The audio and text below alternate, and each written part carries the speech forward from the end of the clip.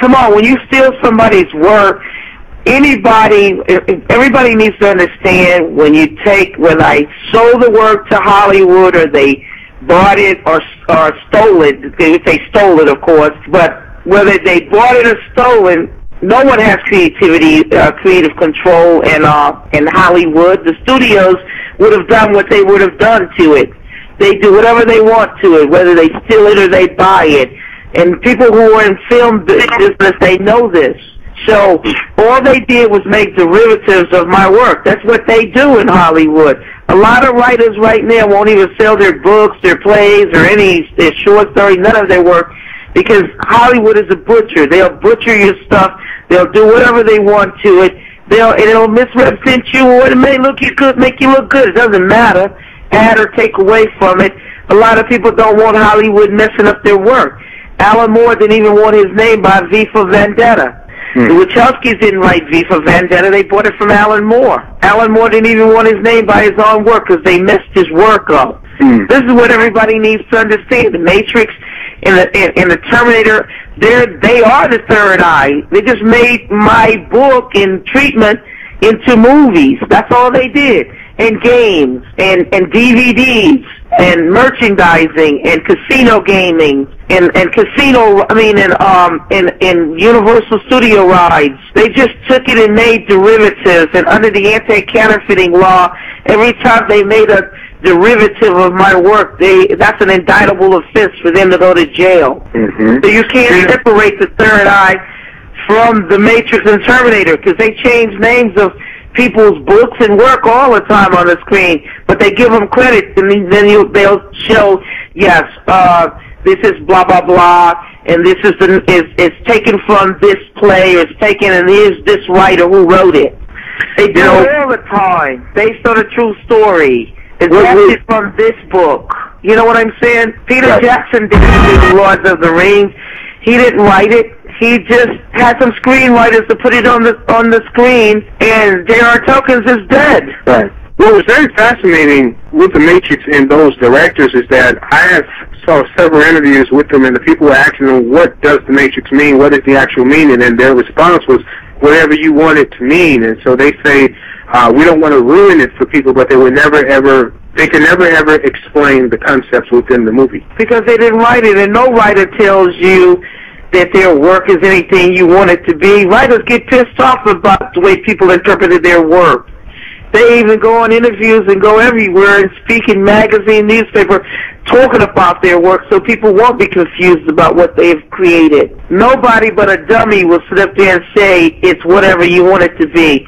Then you must do not own it, because people even have some kind of ownership or pride in something. They're going to tell you to take it and do anything you want with it, or think whatever you want to think of it. That is just a dumb statement. Am I right or wrong? Yeah. The Matrix is whatever you want it to be. How dumb. I would have said to them, then you didn't write it. Because people who do produce work, they care about their work. Right. It represents them. It represents who they are inside. So why wouldn't you let anybody think it's whatever they want it to think? That's funny. I'm just bragging out. That is so funny. Yeah, it is. But let's go back here to the phone lines. Let's go here to Ron. Yeah. I just wanted to share a little something with Sister Sophia. Sister Sophia, I'm a writer too. I'm from another country. Growing up, I used to hear from my father that, we are the missing tribes, and I didn't understand what he was saying. But when I migrated to America, after getting to know the history of the African Americans, I learned a lot. And I recognize that a lot of things that we do as black people is far away from what we are supposed to do. And for that reason, everything that we strive to do, we do not achieve it. And it makes it harder. So the truth of the matter is, when you look in the Bible, the Most High could have killed Herod when the Messiah was born. And yet the Most High told his mother, take the child and go to Egypt. So for us black people, we need to figure out, why is it that everything that we do in this world, in this country, or anywhere else in the world, whatever we have, these white people have taken it over and keep taking away from us. Once we can answer that question, There is nothing that we can do that they can take away from us. And that's the biggest thing I just wanted to share with you. Oh, I thank you. But this is, I'm going to tell you what I feel is wrong with all people of color. They have a self-hatred. It is not somebody else doing something to them. It's what you do to yourself or what you do not do.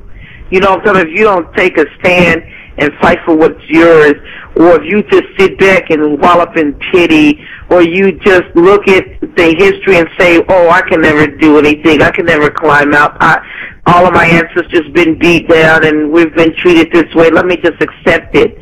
You don't got to accept any of that. You got to start looking at yourself in a new way. You got to start thinking about yourself in another way, and seeing yourself in another way, and being more than what you are, and rising to the occasion to stand up for something.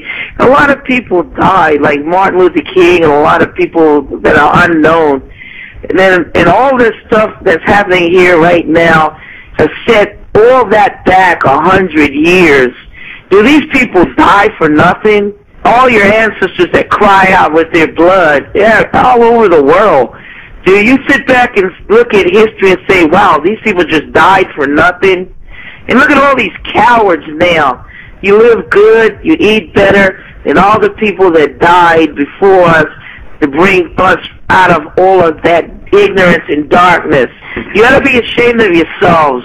Get out of those books and start doing some action. Bring forth some action. Don't let anybody take anything from you. Don't let anybody talk down to you. And get out of the past, because if you stay in the past, you'll never move forward.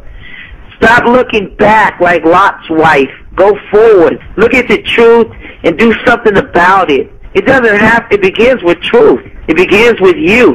Like Michael Jackson said, it's the man in the mirror. It ain't got nothing with they out there. They ain't doing nothing but creating more ignorance for you to follow. They ain't ever stopped me. Look at me. Don't you think that it actually goes back to what you said earlier about the ignorance that collectively, just collectively, as a nation of people within the nation, that we have no national identity? I mean, they call us what they want to call us. One day they call us black, one day we're African Americans, we're Afro Americans, we colored, we this and that. I mean, we're none of those things. We're human beings, and that's what you need to recognize. That's what God was telling us in the Bible. There was no races back then.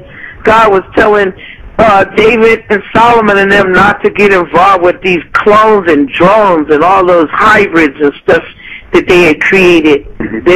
We're human beings. We're not races. We're not skin colors. We're human beings.